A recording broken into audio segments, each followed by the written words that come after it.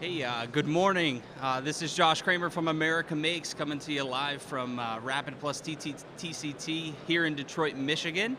I'm coming to you from the America Makes booth. I am blessed to offer and have with me Jeannine Kunz from SME, a great friend, an awesome mentor, and excited to have her here and talk a little bit about the show, the great event we have here today, as well as what she's up to, what the organization's up to, and the great work that we've had a chance to engage in over the past couple of years. So welcome, Jeannine. Thank you, Josh, and thanks for having me here. Absolutely. And so one of the things, obviously, America Makes, celebrating 10 years, our 10th birthday.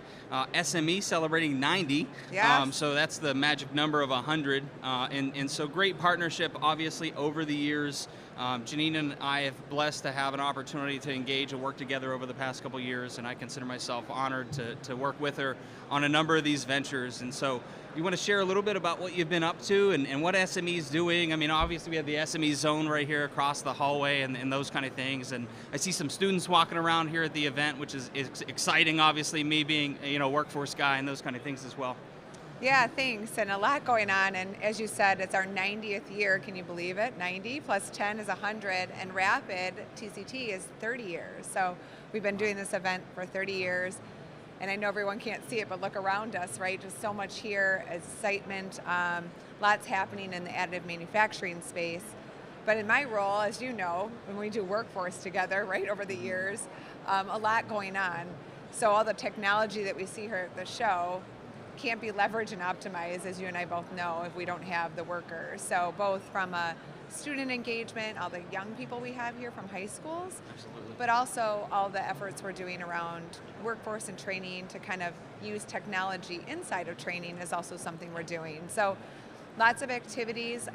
One thing we're really excited about, and America Makes is joining us, is in early June here, just a few weeks, believe it or not, is an event called TUX. You may remember that, right? And it's where we bring our community of companies and organizations together to talk about best practices. So they're showing how they go about addressing workforce challenges, sharing it with one another in a way that allows that learning from across the country to accelerate the development of the current and the future workforce. So we're really excited to be having that group come together in a couple weeks, and alongside of that is our Smart Manufacturing Experience event, which America Makes, I know, will be there. Yeah, and that's exciting. I mean, obviously America Makes being a part of just this 10-year story, right? Public-private partnership set up by the Department of Defense and really supported through that effort. And we've been, driving along here, obviously, in the maturation deployment of additive manufacturing, and exciting to be there. And it can't be more exciting than walking around and seeing the development not only of new technology and equipment, but as you've mentioned, right? I mean, we need a workforce. Obviously, we have a skills gap in advanced manufacturing. Yeah. Additive has a key part of that, but I think it can't be much cooler than seeing the buses line up as folks are getting dropped off in cars and walking into Rapid and those kind of things. One, to inspire those students, and two, to build awareness of the opportunities that exist across the additive manufacturing landscape. And for us, obviously, SME, Tooling USME being everything manufacturing, right, I think is key. And can you talk a little bit about the journey at SME? I mean, obviously, formerly the Society of Manufacturing Engineers, right, but obviously a big focus now, across every role in industry, I think is part of that key as well. Yeah, it's interesting. I've been at SME for 22 years of our 90, and as you said, kind of our heritage of Society of Manufacturing Engineers, engineering is by all means critical inside of manufacturing. However, it's the whole ecosystem, and about 10 years ago now, we dropped, call it the naming convention of Society of Manufacturing Engineers, to go with SME to really signify that it was much more than engineering, right? It was all disciplines. It was all from the production frontline people all the way up through engineering and leadership roles. And I think one of the things we've really seen with that, though, is that's a blessing and a curse, because that's a lot of individuals and organizations to address. But we feel SME is very well suited to do that. And with, as you said, this change in landscape of workforce, there is no role that we see inside of manufacturing that isn't being affected by technology advancement, right? So sometimes when we're working with companies on training and development, they'll say, well, does that mean I need a new additive person? And a lot of times the roles is more of the changing and evolution of existing roles. How does it affect the manufacturing engineer? How does it affect the quality inspection process? Even the machining, when robotics comes in, right? What does that mean to the machinists and the operators, the maintenance technicians? Industry 4.0, right? Completely changing what it means to maintain and operate equipment. So yeah, Josh, it's the evolution for SME in 90 years. Certainly our forefathers did not probably anticipate what we're dealing with now today. But it's an exciting time, and certainly one that we feel we stand ready to up for the challenge, I guess is the best way to say it. Yeah, and I mean, it's truly inspiring to think of SME, and we're in Industry 4.0, right? And how many of those Industry 3.0 and 2.0, that SME has played a critical role in. Obviously America Makes being here in that Industry 4.0, era. And I think that, for us in our workforce and education, program, a lot of it for us is folks don't know what they don't know. And so building that awareness to drive inspiration is a key part, right? Widening the funnel. And additive is a great place where we can introduce students to a lot of these advanced technologies, and it's kind of non-intimidating, right? My wife is a third grade teacher. She has 3D printers. They're actually using a bunch of our assets right now in a third grade classroom. And so you can bring it down to their levels and really drive a lot of, inside jargon of competencies, right? I mean, we could drive a lot of these competencies and these cross competencies and those kind of things. And I know we've worked a lot of that stuff over the past couple of years in the additive realm. Obviously, SME and tooling USME driving much further and deeper than that. But the opportunity, I think, at the institute level to really, rally the industry, put together these teams and really have that voice of industry, that voice of defense, into these competencies and job roles and all that kind of stuff. And I mean, we've been fortunate to partner with you all to not only build that, but help scale and deploy and really, get it enriched across the manufacturing sector as well. Well, I think that was one of the best partnerships, right? When we set out to really leverage the strength and the ecosystem that you have at America Makes, right? With all your members and your touch points as subject matter experts, where we embarked together to shape what was that next set of curriculum needs out in the industry, where America Makes and SME came together, right? Mobilized, if you remember. Absolutely. Can't believe it's a few years ago already, but it was. How task and COVID, I think, made those years disappear. You have to add one. Right, add one. Add that COVID year. My age didn't change though during that process for the record. You didn't celebrate, But what we did together, I think, was a great example of harnessing the value that Manufacturing USA, right, really stood up 10 years ago to accelerate technology, right, and commercialize, get it out of R&D and commercialize it. But where SME could come together with America Makes, when we defined those needs in the industries and those competencies around those additive enabling technologies, some Industry 4.0, what we've been able to see is because of our access to so many employers and schools, whether it's high schools, community colleges, universities, workforce programs that we're part of, that content we were able to create together and shape has now been in thousands of programs touching tens of thousands of individuals back to those job roles. Those are existing job roles that have been able now to better equip themselves for innovative thinking, right, around that new technology, or just more better productivity, right, safer, all those kinds of things. So, no, I've been, couldn't be more pleased that we've been able to find those ways to work together to advance the industry. Yeah, I mean, and the reskill, upskill of the workforce is critical, right? I mean,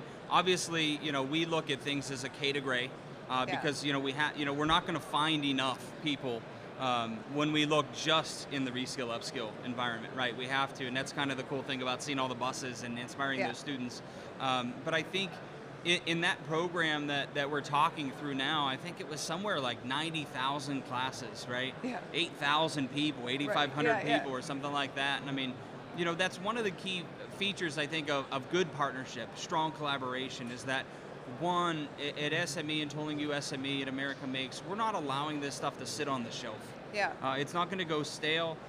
It's not going to be, hey, we did that one great thing that one time, and no one talks about it. And Right. so how do we continue to scale and build that scale? And I mean, that for us is where the collaboration, the partnership, really the drive to scale and make sure these programs have impact, right? Yeah. And I know you're all continuing that work. You're continuing to drive that work as well, which is fantastic. Yeah. Well, it's interesting because we often talk about, and I know you share this, it's kind of thinking nationally but acting locally, as Yeah. you said, Mhm. at Yep. the learner. And there's so many amazing programs that exist in communities, right? Educators, schools, even in companies. But I think what we can do as certainly a nonprofit is try to figure out what assets or resources or expertise that we can provide those programs to allow them to flourish.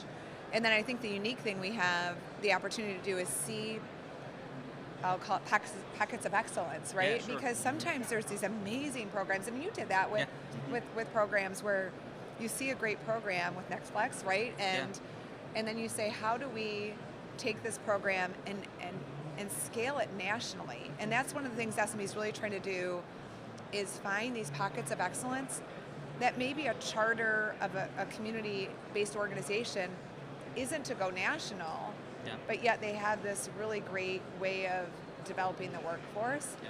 And SME wants to find those, as does America Makes, and get them to scale so that our nation can move forward faster, right? Yeah. There's no, it's such a critical, it's almost a crisis level, Yeah, right? I mean, it where is. we're at, that time is not on our side, and therefore we have to think much more creatively on how we get there. Yeah, and I mean, it comes down to U.S. competitiveness, right? Yes. And manufacturing, and a skilled workforce is a big driver of that. Because again, we can have all of these advanced technologies and the advanced materials, but again, the workforce that we Yeah. need to operate the equipment, maintain that equipment, interact and engage or design for that equipment, and those kind of things. And again, you touched on this, and this is a big driver for us, right? National strategy, local impact. I talk Yeah. about it all the time.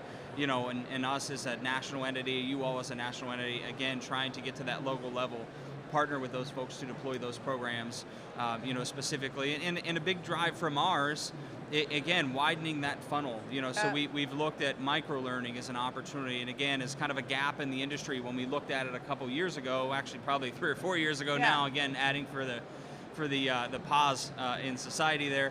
But I think, you know, when we embarked on that, it was bringing more people to the deep dive training, to Yeah. the richness of those things, right? So we look at that as a super highway. So again, once we have folks on ramp and we have them, you know, we build the awareness, we build the inspiration, they're on the highway.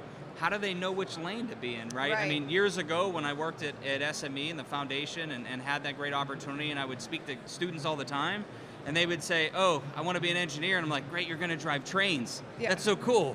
And they would just look at you because they've been told they- pick from these 5 Right, things, right. right? And I think being able to have folks kind of see and zoom out and see all of the opportunities across all of these processes. Yeah. Again, and then allow and align and map them to you all with that deep dive training Yeah. is a critical piece. It's so interesting you say that. So yesterday, so I sit, I'm not even sure you know this. We formed I was founding member and board member now of the Coalition for Career Development. Okay. It was a coalition of willing volunteers who believed in exactly what you were talking about, which was that career readiness be the number one priority of American education, right? Yes. And so there was a number of us that for a couple years worked together to create this priority and actually wrote white papers, right, to get them out into Congress, right, out into the Hill. And we actually formed about a year ago now an actual 501c3. So now we are actually a nonprofit. We hired our CEO, and we were holding a summit. It's happening right now. Great. So I was able to talk with them yesterday. But that concept of really how we were all saying how kids see doctors and lawyers. Right. And certain things maybe but they don't understand this particular field and the criticality of that, and ensuring that young people understand it, but also that work-based learning, which I know as your wife as a teacher, Yeah. right? That this work-based learning gets more incorporated into the classroom, so as you get into Sure. high school and things. So funny story is my daughter Annika, and she knows all about the event coming here, right? Rapids LSCTC. She's got the 3D printer. She's excited to start Yeah, to use in I the middle remember, yeah. school, right? Yeah. but she says, can I come to the show, right? And so Yeah. to your point, getting into the middle schools, I think is such a critical part of what we need to do. And I know you've been up to some stuff too. Oh, so absolutely. yeah, you've got a lot going on there. We look at it as K to Gray. Yeah. And when I say K to Gray, I really mean working with the governor of Utah and the great Utah team through the defense manufacturing community on K-1-2. Yeah. And again, you know, it's not much different than if we look at maths and sciences and it's, we want to get to a certain level of math or a certain level of science by they graduate high school, right? There's that magical calculus in a math environment, right? And so how do we elevate that same kind of conversation when we're talking about advanced technology? Yeah. And it's more so, again, the more awareness we can drive, the better, because we know, and you know, you've experienced this, you have kids in this realm now, right? I have kids in this realm as well. You know, number one is a dynamic experience. Yes. If they have a dynamic experience and they walk away with that, that's the number one driver. Number two is their champion at home. Is it mom, dad, grandma, grandpap, aunt, uncle? Who's that driver? Number three, obviously, is their champion at school, right? Yes, so we focus a lot on teacher education, principal counselor education, those types of things, training programs, educate the educators. We've been doing a bunch of, you know, those kind of things. And then the third, you know, the fourth one is really focused around a friend. You know, if they can do it with a friend, it eases and breaks the barrier, right? They don't want to step out too far in that arena by themselves, and those kind of things. But yeah, I mean, that's one of the reasons for us, I think. And obviously, you know, you're seeing that, you know, with your daughters now, obviously, and I have a son in middle school, a daughter right at the top of elementary, and those kind of things. And it's interesting to now watch them, because they're kind of starting to look in that realm, right? And they're kind of starting to think, okay, what's next and what's exciting, and it's a little harder to describe what I do for a living, right? It's like, well, what do they do? And it's one of the reasons. I'm an engineer. Yeah, exactly, right? And but it is one of the reasons that we're going to embark on something called amjobs.org, right? Because again, if you walk through this show floor today, I know your background, right? Yeah. You know mine. It's this weird eclectic zigzag of how we've gotten here today. Yeah. I can probably safely say you didn't choose this in 8th grade. Yeah. No. I didn't choose this in 8th grade. Right. Many folks in the show floor today, you know, they've taken this weird zigzag, and so amjobs.org is a place where we're going to marry this understanding and highlighting of the people specifically, so we can talk about their story. So we can talk about, you know, what are their interests, what do they do every day, you know, what's the kind of things they enjoy, what are their hobbies, and really allow folks to see themselves, because it's very important for us in programs that when folks look at these and they look at other people in these programs, they see themselves, because that's where they're going to see success, right? If that's a cashier at Walmart looking to reskill and enter the industry, we want them to see someone that's kind of come from that that environment as well. And so, you know, especially as we look across some of these, you know, some of these roles and job roles and those kind of things across the industry, we want to be able to highlight that and really focus in on those people. And obviously, I know we'll be talking to SME and Tooling U SME, obviously down through the network to highlight some of those great, you know, champions you all have. But that's one of the reasons we want to focus on that, right? Because folks are like, okay, so you've told me about the jobs, I get it, you got me excited, that's great, but it's like, so where do I fit?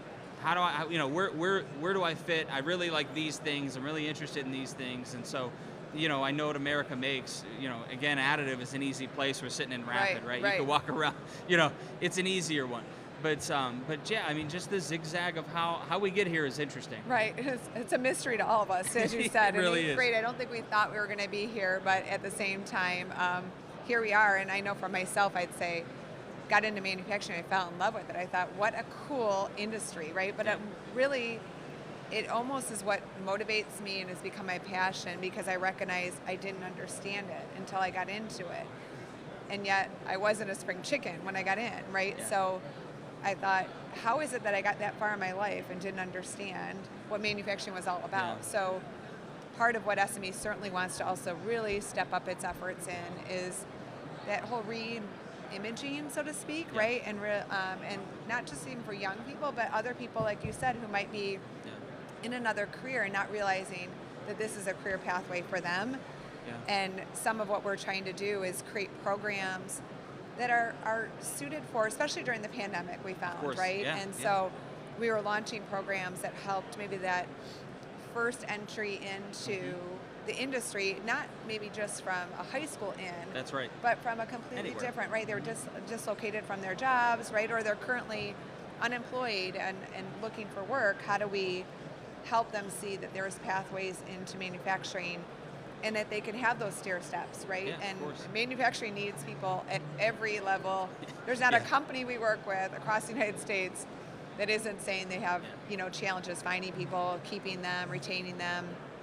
And that goes to what you said about people being a competitive differentiator for our country, for companies, for communities.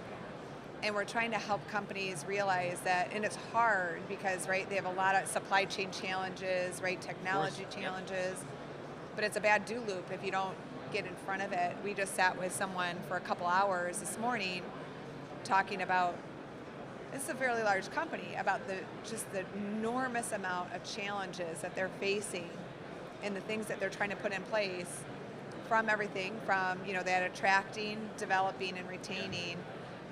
So we continue to try to innovate around that. One thing we are doing is in the area of using technology and learning. As you said, we're always trying to look at different ways, and we were launching, actually at the Smart Manufacturing Experience event, our virtual labs. Yeah, I've seen so, that. So they're it's awesome. kind of the 6 really degrees, immersive learning. Yeah. And really we're putting it into that learn, practice, perform, right? So we were always really strong at the learning, knowledge gain, right? But we know you still have to go apply it. You still have to go apply it.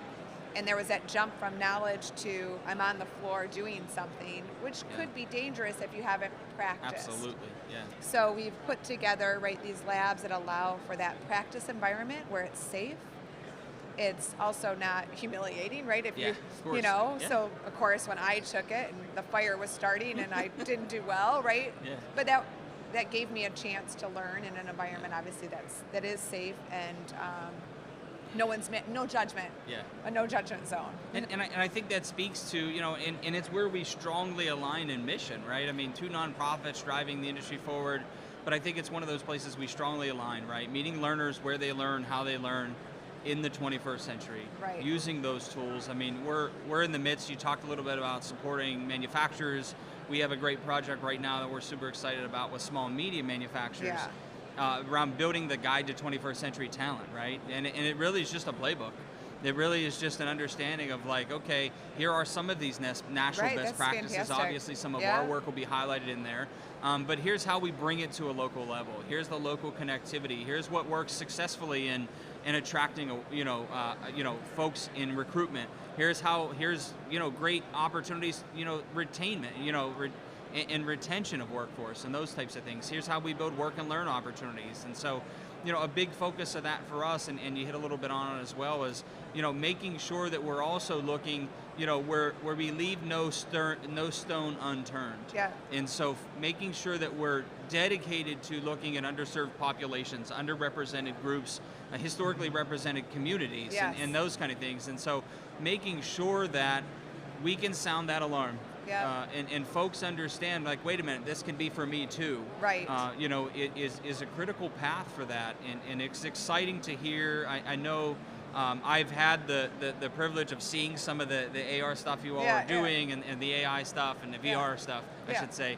And it's really exciting. I'm looking forward to that getting out into the stream. Yeah, we've gotten really, so we went and met with some employers, schools, to test it out, and we've gotten very good feedback. I think it's just a new way of learning, and it's one that studies show is a lot more comprehension, better That's right. comprehension. Yep. And we think that for young people, learning about technology in a cool using technology is a really good way of doing Absolutely. It, and also the whole gaming environment sense of it. I did try playing Fortnite with my kids. There's lots of jokes out there about that, but but I got the sense of this is what That's right. we do, right? And a little tip. You can survive in Fortnite if you hide in the bushes. You can be down to the second person in Fortnite. My kids call it, it's not right, the best way to say I got to do second place, but it does work. So there is whatever that strategy. Whatever it takes to survive, right? Right, because I couldn't figure out the rest of it. Yeah. But yeah, so I think that idea of using technology inside of learning is obviously very critical too. And it helps reshape the image at the same time, It does. right? So we don't want to be maybe the old 3-ring binders that I grew up learning exactly. is, kind of not the best way to Yeah, teach and, right and now. I think that's one of the biggest advantages coming out of what we've gone through as a country, right? I mean, what we've gone through as a world with COVID, right? It's almost forced that technology integration in a big way, thus, a growing pain way. But I think it's really driven us to and I know some of the work that we hit was right in the middle of that, which was like perfect, because we were in the virtual e-learning space and those kind of things, and as folks were looking at those tools. But I think it really changes how we push content and how we deliver content to students specifically, and I think we'll start to see that really resonate with them. Well, as you said, that learning, that knowledge that we did together, gain your knowledge, which is a really critical point, practice it, and then go perform, Exactly. out and on the job. And that's, I mean, obviously we've been working together and we've been working just across the industry. We did a huge landscape credential audit, a couple years back, and we built some great credentials, and obviously you built some great credentials, and we just helped along the way validate those kind of things in some of the earliest parts of the Institute back in 2013 with the body of knowledge, and we continue to morph that. You're all continuing to morph that, which is awesome. And so I think as we go through there, that's one of the big things for us, right? When we look at industry recognized credentials, it's knowledge and performance, because that's what industry's looking like. Yeah, you could tell us you know it, but we want to see that you're able to perform it as well. And so with that being said, I brought you a gift. Okay? I love gifts. First of all, this is a small gift, but I know you like sitting on the patio with the kids. So color changing cup for some lemonade. Oh, nice. I know you travel, so there's an America Makes luggage tag in there. And I know you love taking a lot of notes, so there's a 3D printed pen in there. Oh, this is the best. This is the best part. That's the best one of the bunch. But we loved having you. Oh, thank you. It's been tremendous. Obviously, an awesome mentor to me for a long time. So it's been a pleasure. Well, thank you. Thanks Absolutely. so much. Thank you. Appreciate it.